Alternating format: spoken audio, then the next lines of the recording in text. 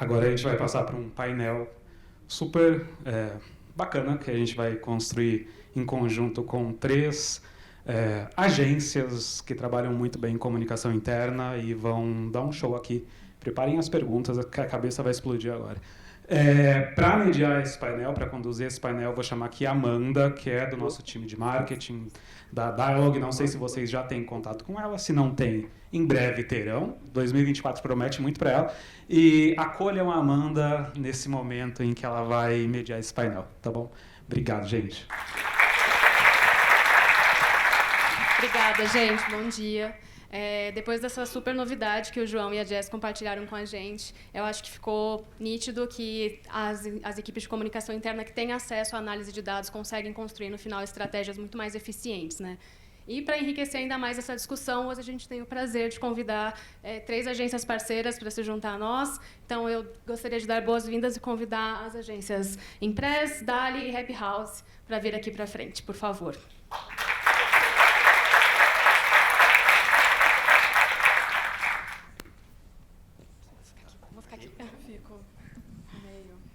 Obrigada, gente, por terem aceitado o nosso convite, estarem aqui com a gente hoje. Tá bom, acho que... A ideia é que esse bate-papo ele aconteça de forma super fluida, mas eu gostaria de começar com uma pergunta. E a pergunta é a seguinte: como a mensuração de dados na comunicação interna contribui para a tomada de decisões estratégicas para o negócio? E por negócio eu quero que vocês interpretem como uma empresa, não só a área de CI. Vou passar a palavra primeiro para a Kerlin e, em sequência, vocês façam suas contribuições também. Bom dia, né? Em primeiro lugar, muito bom dia. Muito feliz em estar aqui com vocês, né? Vim de Porto Alegre passar frio em São Paulo. Tá frio, né? Por aqui também. Eu estou muito feliz em estar aqui hoje, muito mais feliz depois de ouvir essa apresentação que vocês fizeram. Eu acho que nós, aqui, profissionais de comunicação, estamos vivendo um momento único na profissão. E que sorte é nossa de estar vivendo isso e ter dados para trabalhar. Então, acho que todo mundo aqui hoje tem que sair com essa pulguinha atrás da orelha, porque não adianta também ter acesso a esses dados, a esse dashboard maravilhoso que a Dialog vai nos entregar aí nos próximos 2 semanas, né? Novembro está aí. 3, tá? Se a gente não souber lidar com eles, né? Então, o que fazer com isso? Como analisar estes dados, como usá-los no nosso dia a dia, como levar essas informações para o nosso C-Level, né, para o nosso board, como nos conectar e nos transformar em consultores de negócio e não apenas uma área de comunicação que faz campanha de data comemorativa, né? A gente é muito mais do que isso.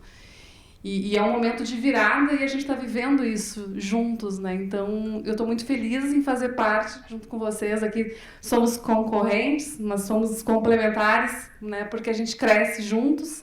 Cada um, o mercado é amplo, né? O mercado é gigante, a gente tem muito mercado para explorar. Essa questão de dados a gente vem fazendo há muito tempo, de outras formas, né? Com muito mais dor, com muito mais trabalho, muito mais tempo, né? Fazer diagnóstico, grupo focal, entrevista, mapear de alguma forma, né? Hoje, assim, a maior parte das empresas ainda continua mapeando dados de operação, então quantas pessoas acessaram, quantas pessoas leram, né? Só o dado mais simples. E hoje o que a gente viu aqui e o que a gente vai conhecer daqui a 3 semanas é algo muito rico para a gente trabalhar estratégia de comunicação. Então, é um caminho sem volta e a gente tem que estar preparado para isso. Tudo que a gente viveu até hoje é pouco do que a gente vai viver daqui para frente. Isso me deixa... né, eu sinto alegria em estar vivendo isso, espero que vocês também. Então, hoje é uma pequena conversa, eu não lembro a pergunta exata que tu me fez, mas eu espero ter respondido. A pergunta era como a mensuração de dados na comunicação interna ela contribui para a tomada de decisões estratégicas para o negócio. Contribui de todas as formas, ainda muito pouco. Eu acho que a gente tem um mercado, um potencial gigante, tá? Como o pessoal disse aqui, é a gente se mostrar dentro do board da empresa a potência que tem este engajamento, né? Esse verdadeiro engajamento. E eu achei muito legal que o Hugo trouxe, porque às vezes a gente participa de prêmios, tem vários rankings e premiações de comunicação interna, e para cada premiação o engajamento é uma coisa. Né? Para cada agência, engajamento é uma coisa. Para cada professor, às vezes é outra coisa. Então, assim, existem 1000 interpretações do que é engajamento. E a gente juntos está limitando uma mesma formatação. E que a gente possa focar nela e ampliá-la, talvez, mas ampliá-las todos juntos, tendo o mesmo conceito. Dado é fundamental para a estratégia de qualquer negócio. É incrível a gente poder acessar uma plataforma dessas e entender que o nosso engajamento está caindo e que o nosso turnover pode estar aumentando a partir de uma ferramenta de comunicação e nós, como profissionais de comunicação interna, poder atuar como um consultor da gestão de pessoas, né? Lembrando o nosso diretor de gente de que a coisa está ficando complicada e que provavelmente a gente vai ter um turnover maior no final do ano e ele vai te perguntar, mas por quê? De onde você tirou isso? Veja, olha a quantidade de pessoas que não estão se engajando, não estão interagindo, estão sendo escrevendo coisas, às vezes, nos comentários, meio que debochando, talvez, de algumas atitudes da empresa. Então, a gente vai poder atuar com muito mais força e de uma forma muito mais de consultoria junto ao C-Level das empresas. A gente ganha força e representatividade estratégica dentro de qualquer empresa. Entendo isso. Alô. Bom dia a todas e todos. Obrigado pelo convite. Dialogue está hoje aqui discutindo esse tema. A Kelly estava falando. Hoje é um tema, acho que de uma pergunta, né? De 1 milhão de pounds. Ela já foi de 1 milhão de dólares. Ela já foi de 1 milhão de reais, ela já foi 1 milhão de cruzeiros e cruzados novos. Porque eu me lembro desde o tempo que eu estava na graduação, essa era, e até hoje continua sendo a grande discussão do nosso mercado de comunicação corporativa como que a gente mensura do ponto de vista de resultado. Porque eu acho que a primeira distinção que a gente tem que fazer é entre métrica de processo e métrica de resultado. E aí eu vou contar um caso aqui, que é muito da minha vida particular, que eu acho que eu nunca contei para ninguém. Quando eu estava lá em 98, a gente sempre monta aquelas agências experimentais na época da graduação, né? E aí a gente cria um projeto para atender alguma empresa. E aí a gente estava numa discussão, qual que é o nosso diferencial? Isso 98, hein? Aí vocês vão fazendo as contas, já vê que eu sou um pouco velhinho. O que nós vamos vender o peixe dessa agência experimental? A mensuração. Mas mensuração todo mundo faz, né? Na época não tinha like, não tinha engajamento, mas tinha as métricas tradicionais. Não, mas a gente ajuda a mensurar o quanto aquilo que a gente vai entregar de planejamento comunicacional é efetivo para o negócio. E eu acho que, por coincidência ou não, eu vou usar uma metáfora aqui, que a gente está num espaço que ele é geométrico, mas ele é muito tradutor de como a gente tem que olhar essa mensuração e comunicação interna. A gente está num lugar chamado cubo e existe uma unidade, né, que é o metro cúbico. O que é o metro cúbico? Elas são 3 dimensões, né? Quando a gente fala de construir imagem e reputação através da comunicação interna, a gente está falando de, basicamente, ter frequência e ter pertinência. Então, se a gente pegar o desenho de um cubo, né, a frequência é a linha do tempo. É o que a gente faz todo dia no tático. Água mole, pedra dura, tanto bate até que fura. Que message, que atitudinal da cultura, driver de negócio, repete. Eixo horizontal. O vertical é a ressonância do que a gente está comunicando. A mensagem chegou, está sendo distribuída, o que as pessoas estão entendendo daquilo? Como elas estão retendo? E mais, elas estão aptas a disseminar aquilo?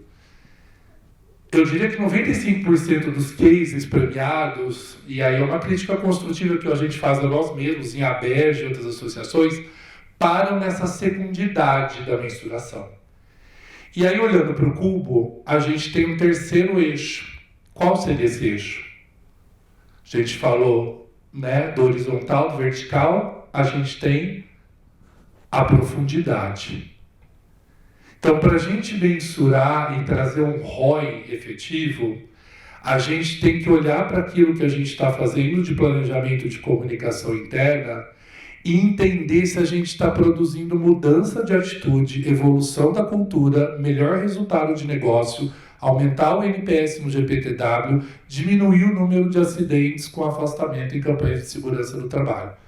Se a gente não olha para esses indicadores, que aí são os ROIs estratégicos, a gente não está sendo estratégico na comunicação interna, a gente não está comprovando para o C-Level, e essa é a grande discussão lá da Aberge, que a Lilian até da Unilever está lá no grupo com a gente, da Abracom também, a Cláudia está aí.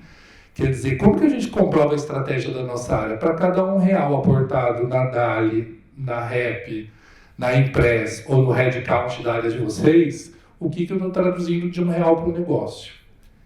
E aí eu acho que para fechar, o grande ensinamento que a pandemia nos trouxe, né? Quando a gente olha para essa profundidade, é entender que a estratégia também de mensuração não pode ser massiva. A gente tem que saber o que a gente quer perguntar. Então, só vou fechar com um case. Assim, eu já atendi uma empresa da área de cimentos que todo ano tinha as campanhas de segurança do trabalho. E cada ano a gente mensurava um determinado comportamento. Estou falando de andragogia mesmo. Porque o primeiro ano era o funcionário que se acidentava porque não tinha o manual, não tinha o instrucional. O segundo ano era o funcionário que se acidentava, o indicador não baixava porque ele negligenciava o risco. E o terceiro ano era o cara que já leu o manual, não negligenciava o risco, mas falava assim, eu sou Adriana, eu estou cumprindo os padrões de segurança. A Jessa continua enfiando o dedo na tomada, eu não tenho que ligar para a vida dela.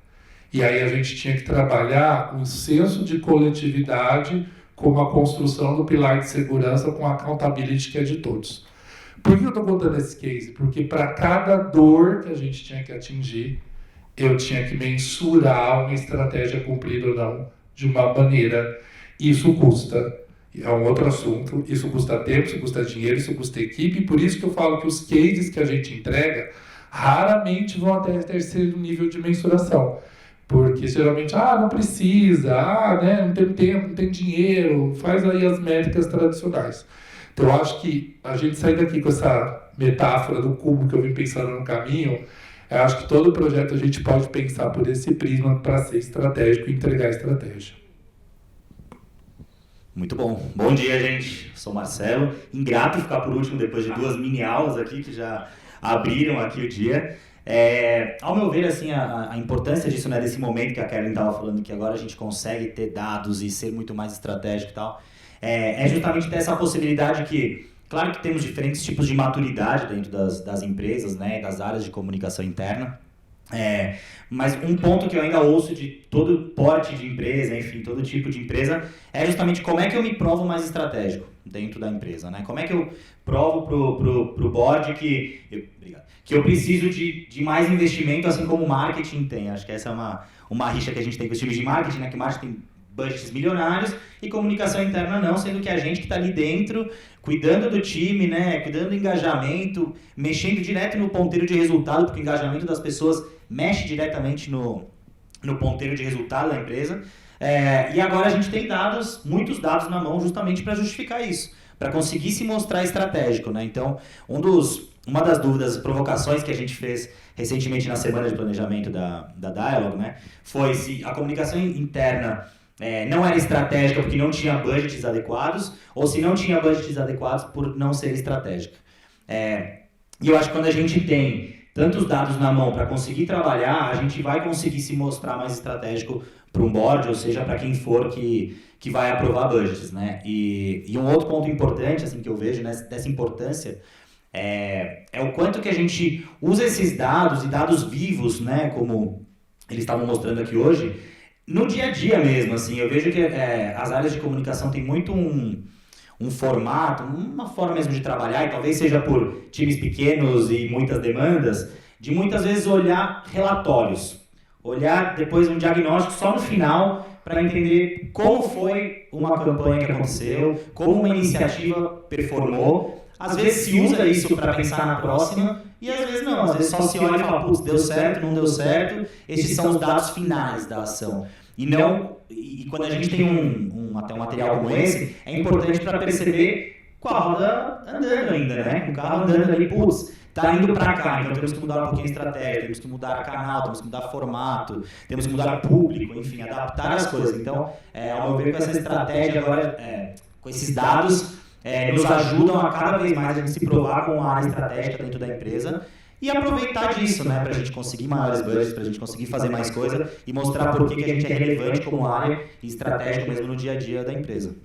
Só complementando, você trouxe um ponto importante que é em relação ao acesso aos dados, né? Então, muitas vezes, hoje, né, neste mundo que a gente vive de comunicação, a gente depende das pessoas, né? A gente depende da área cliente, a gente depende de alguém que nos diga como estão os dados de segurança, como estão os dados de eficiência, qualidade, né, de tudo que a gente tem. A gente tendo acesso aos dados é um ganho muito grande, né? A outra questão é da gestão on time, né? Da gente poder olhar todo dia, todo o tempo, para entender se a nossa estratégia está funcionando. Isso acontece na gestão de negócios, não se fala mais hoje no mercado de planejamento estratégico para daqui a 5 anos. Se fala muito em atitude estratégica. E tendo acesso a dados, a gente tem que ter uma atitude estratégica. A gente tem um plano, mas esse plano ele não é fechado. E ele pode ser mudado a cada semana, dependendo do que a gente está vendo nas métricas que a gente tem. Então, a gente precisa desenvolver esse olhar para essas métricas e não esquecer, entreguei a campanha, está feito, check. Não está check. A gente tem que estar olhando, está funcionando? Está tendo engajamento? O pessoal está entendendo. Como estão os números? Está diminuindo? Ou está tendo acidente? Ou a qualidade está ruim? Então, é um olhar muito mais de negócio, comunicação focada no negócio, né? Uma gestão on time com acesso. Acho que isso é um ganho muito grande.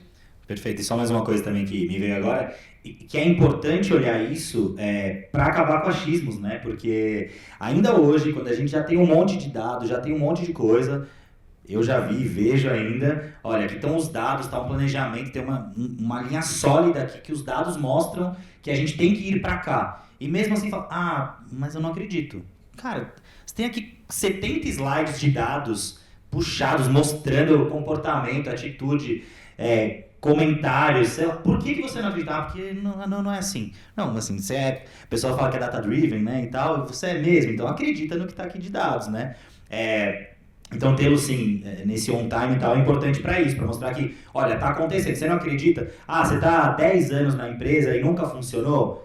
Cara, a galera que está chegando agora na empresa é completamente diferente, comportamento diferente, pensamento diferente. Enquanto você está medindo engajamento no Dialog, ela também está no Instagram e no TikTok ao mesmo tempo. Então, assim, você precisa entender tudo isso e aceitar os dados. Acho que esse é um ponto importante. A gente ainda sente uma certa resistência de aceitar os dados, porque aqui nunca funcionou, aqui nunca foi assim, mas os dados mostram, acredita neles e tenta ir por ali, né? Acho que é um ponto importante. E eu acho que também, só para a gente, um bom mapa mental, para a gente começar a demonstrar essa comunicação estratégica, acho que muito veio no próprio gráfico aqui dos dashboards da Dialog. É como se a gente montasse no slide de PPT 2 linhas, né? A linha de comunicação e os esforços. Vamos pensar numa campanha de segurança que tem que diminuir o número de acidente com afastamento. Então, assim, o que eu investi de esforço na comunicação tem que ser inversamente proporcional à barra de baixo. A gente tem que ter isso por cada tema que a gente vai tratar dentro da empresa. Pergunta, quantas vezes a gente monta um PPT com essas 2 linhas no mesmo slide?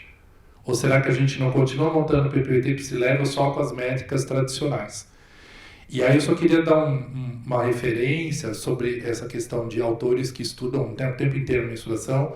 Eu tive a sorte de prestar serviço para uma professora da ECA, uma doutoranda que chama Denise Pragana. Ela é ex-head de comunicação da Camargo Corrêa. É uma pessoa maravilhosa, foi orientada da professora Ferrari. E aí, para embaralhar um pouco mais, ela foi estudar essas questões de métricas de engajamento e ela criou, o doutorado dela foi de métricas de comprometimento. Então, na versão da academia, para os decanos, para a USP, engajamento é tudo aquilo que o indivíduo põe de esforço pessoal para a concretização de uma atividade, de uma missão que lhe foi dada. Ponto. Aquilo que eu empenho de esforço é a tradução do quão engajado eu estou. A Denise, ela vai além e ela criou uma escala, depois vocês podem procurar no Google, que é a escala de comprometimento. E aí ela traz engajamento plus vínculo afetivo com a marca empregadora e uma série de outras questões que é meio de pirar a cabeça, mas é legal a gente olhar para esses estudos porque ela até criou níveis assim. Tem o funcionário que está engajado, mas está entrincheirado. O que é isso? Por conta de R$100, ele larga a tua empresa e vai trabalhar no vizinho. Ele está bem ali, ele não vai trocar de emprego, mas se receber uma ofertinha, ele muda. Tem um cara que nem se receber R$1.000, ele não considera trocar. E aí ela foi estudar por que tem diferentes níveis de engajamento e comprometimento. E para fechar o arco, porque eu falei do cubo, porque o nome da minha agência experimental era metro cúbico, não vingou. Não, mas se um dia alguém abrir, eu vendo o registro, era M3 Comunicação, coisa de estudante, né? E aí eu falo, pô, aí eu tava vindo pra cá e falei, nossa, naquela época a gente já pensava essa coisa da mensuração e tal. E até hoje a gente está aprendendo a fazer, né? Sem dúvida, gente. Obrigada pela participação de vocês. Infelizmente, o nosso tempo é curto. Eu tenho certeza que, se fosse possível, ficaríamos falando aqui horas sobre esse assunto. E antes de abrir para as perguntas, eu vou colocar a tela de considerações finais. Então, eu peço para que vocês sejam o mais breve possível, porque aí depois a gente vai dividir as dúvidas com o pessoal, tá bom? A primeira tela, eu imagino que seja a da Kelly. Alguém pode me ajudar aqui? Opa. Kelly, por favor. Considerações finais. Fico à disposição de vocês. Se quiserem conversar comigo nas redes sociais, LinkedIn, Instagram. Adoro conversar sobre comunicação. Eu sou uma profissional apaixonada pelo que eu faço. Quem me conhece sabe. E fico à disposição de vocês para conversar. Sou diretora de planejamento da REP. Tem alguns clientes nossos aqui. A REP é uma agência que trabalha toda a jornada, né, comunicação em toda a jornada do colaborador. Então, desde a etapa de atração lá nas páginas de carreira, a gente trabalha a marca empregadora para que as pessoas queiram estar nas empresas. E estando lá, a gente trabalha nesse momento de engajamento, essa jornada que seja longa e próspera de todas as pessoas, até o dia que elas resolverem sair, que saiam bem felizes, falando bem da gente. Então, a gente trabalha toda essa etapa de jornada, né? Um ano que a gente tem trabalhado muita campanha de cultura, não sei se vocês estão sentindo isso, mas o mundo está revendo a sua cultura, sua missão, sua visão, seu propósito. Então, a gente tem trabalhado muito esse ano sobre cultura. E se alguém quiser falar sobre isso, falar sobre qualquer outro assunto de comunicação, a gente fica à disposição de vocês. Nos sigam nas redes sociais e contem com a gente para o que quiserem, tá? Um beijo e estou muito feliz em estar aqui. Me convidem outras vezes. Com certeza. Obrigada. Marcela, é você. Aqui, ó. Bom, gente, também queria agradecer vocês pelo convite. Mais uma vez, até falei com o Éder, né? A gente já tinha participado de algumas coisas online, faltava o presencial. E eu gosto dessas trocas. E eu queria encerrar só com uma frase, já que a gente está falando de dados, né? Tem uma frase da Brené Brown que eu gostei, que fala que talvez as histórias sejam dados com alma. E eu também, por ser apaixonado de comunicação e tal, gosto de falar de dados e tal, mas a gente não pode esquecer que a gente, como comunicação, tem que contar histórias ainda, né? E usar os dados e colocar um pouquinho de alma nisso faz a gente contar essas histórias melhores e que façam sentido por conta dos dados. Então, vamos olhar para os dados, mas não nos deixemos endurecer só por eles. Vamos continuar pensando com carinho sobre comunicação, que aí a gente consegue construir histórias mais legais.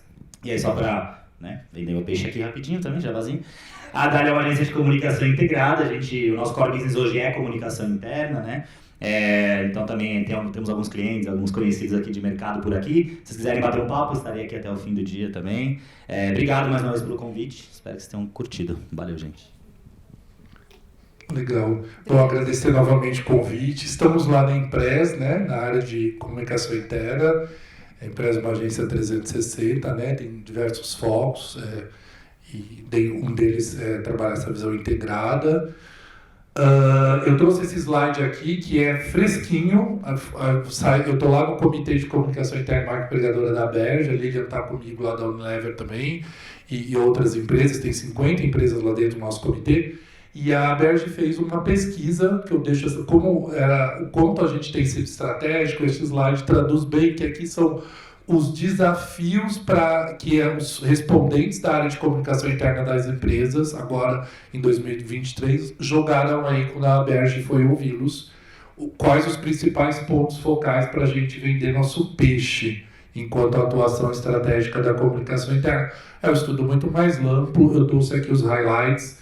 Além de lá na Impress, nos procurem, senão também a gente procura vocês, mas conselho nosso também, participem de Aberge, participem de Abracom, são associações que têm estudos riquíssimos, que estão o tempo inteiro discutindo isso aqui, que a gente está discutindo hoje. Tem muita gente de qualidade que complementa a nossa visão corporativa com coisas da área acadêmica, então acho que é super importante e estou no LinkedIn, na Impress, para conversar com todos e com todas e com os nossos colegas, que são colegas mesmo, são competidores, é assim que a gente tem tocado o mercado, né, para a gente se fortalecer. Obrigado mais uma vez. Muito obrigada, Adriano, Marcelo, Kellen, pela disponibilidade, por estarem aqui com a gente. E agora eu vou abrir para perguntas antes de um rápido intervalo de 5 minutos. Então, se vocês têm dúvidas, querem compartilhar alguma coisa, aproveitem, os convidados estão aqui.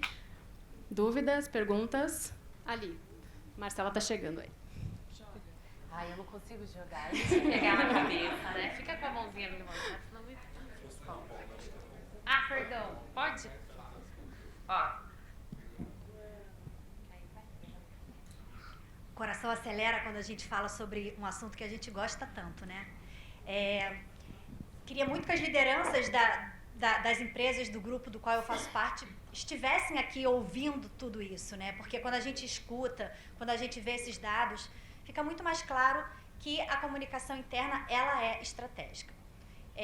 Mas eu não vou ter esse tempo com eles, né? A gente está aqui há 1 hora falando, eu vou ter 10 minutos com o C-Level para convencê-los do engajamento, né? Assim, a minha maior dor hoje é o engajamento das lideranças e acredito que é a dor de muita gente aqui.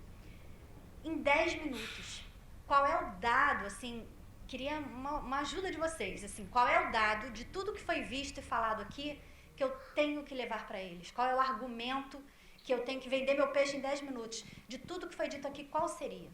Por favor, qual é o seu nome e a empresa? Carolina. Grupo Dreamers.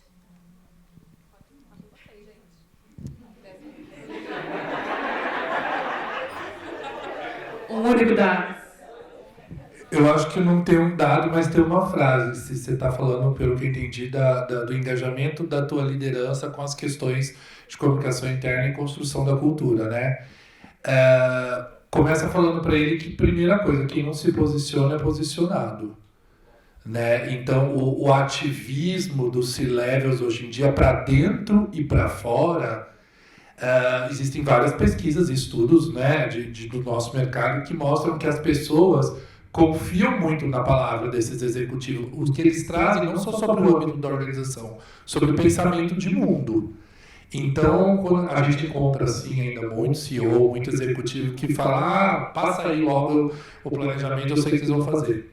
Mas a gente tem que trazer insumo, tem que trazer blend, tem que trazer referência e posicionar. Olha, se você não está falando sobre si mesmo, sobre a sua organização, se você não se posiciona também no LinkedIn, no Reverbera, não conta o que vocês estão fazendo, não vem com a gente no movimento, alguém vai contar com a narrativa. Você quer que alguém conte em seu lugar essa narrativa? Eu acho que o início desse diálogo é mais ou menos por aí, entendeu? E aí, se ele perguntar de métrica, eu acho que é meio que isso que a gente debateu aqui, métrica estratégica, né? De ROI e tal, conseguir fazer essa correlação. Por isso também é importante estudar. A gente não tem isso na cadeira da graduação, mas a gente tem que entender muito hoje em dia de finanças, né? Muito de gestão de negócios, porque tem que falar a linguagem desses caras, né? E agora a gente vai ter dados, coisa que a gente não tinha tanto quanto antes, né? Então, é uma conquista. É uma fase de conquista. Talvez algumas empresas demorem mais ou menos para entender essa lógica, a importância do que a gente faz. Eu acho que com ferramentas como essa, com essa estratégia que a Dialogue está trazendo, a gente vai ter argumentos mais fortes do que a gente tinha antes para mostrar a importância do que a gente faz. Alguns podem demorar um pouco mais, outros um pouco menos. Mas é aquela história, né? Do camarão que dorme, a onda leva. Talvez pela dor, né? Os dados, por mais que eu não acredite, eles existem, eles são verdadeiros e as coisas vão acontecer. E a gente precisa mostrar, aí é pontuar. Veja, lembra que eu te mostrei mês passado que isso ia acontecer? Aconteceu. Aos pouquinhos a gente vai conquistar. Não é uma coisa que muda do dia para a noite. Né? A gente tem exemplos que às vezes demora mais de ano para conquistar as coisas. Mas aos poucos a gente vai conquistando. Com conteúdo, com dado, com credibilidade no que a gente faz.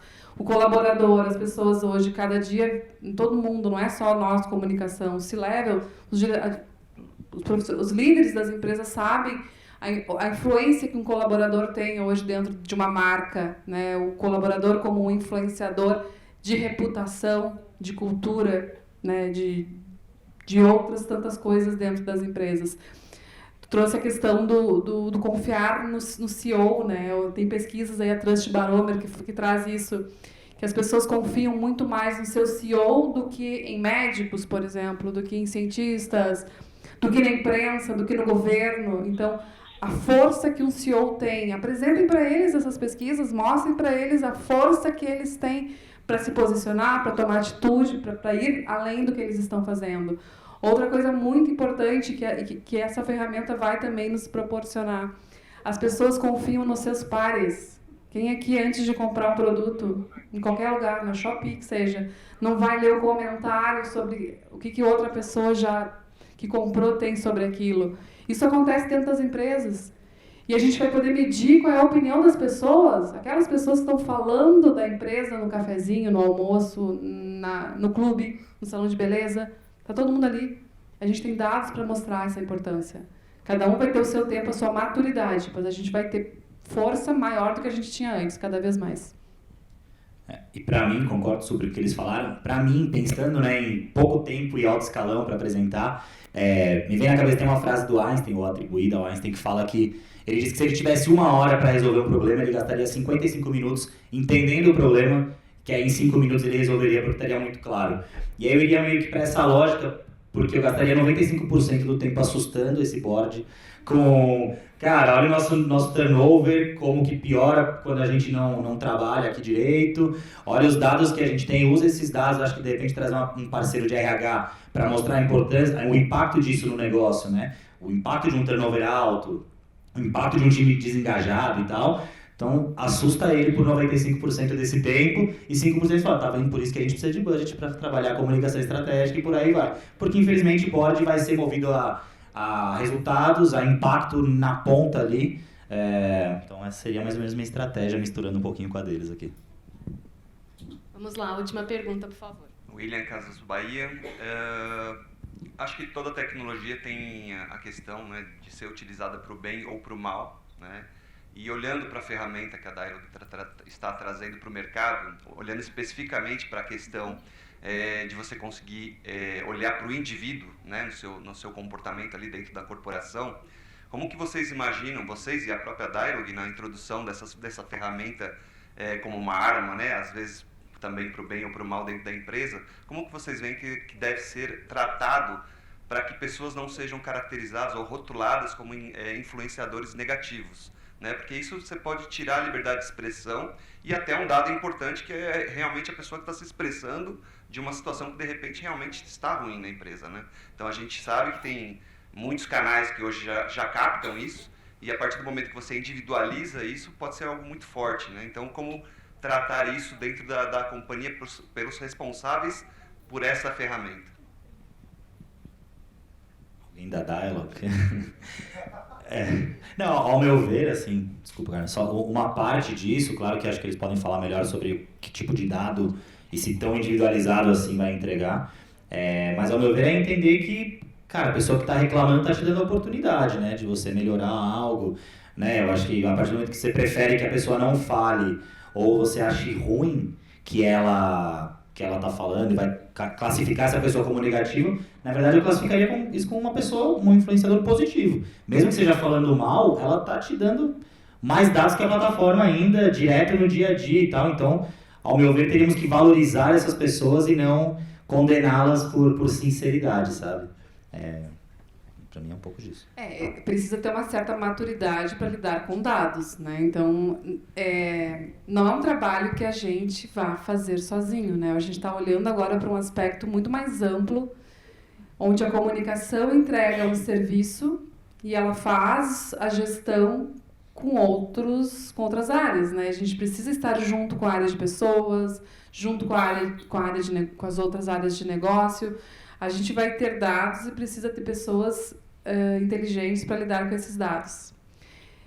Pode ser que ocorra alguns casos negativos?